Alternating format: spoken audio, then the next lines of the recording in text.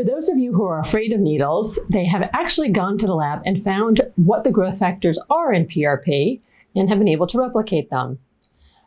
Using the hydrafacial system that many of you are familiar with because it provides an excellent way to provide skin rejuvenation, they've actually applied that to the scalp to really provide the best for scalp health. Once your scalp has been essentially cleansed and removed of all of the dead cells that are preventing excellent penetration of products, you are then having the PRP growth factors or PRP-like growth factors infused into your scalp. The penetration is quite excellent, avoiding needles, and the clinical studies show a result similar to PRP, but again, without the needles. We are also very excited to be part of the initial pilot program and to be able to offer that to our patients. So for those of you who are afraid of needles, I encourage you to ask about our needle-free PRP system.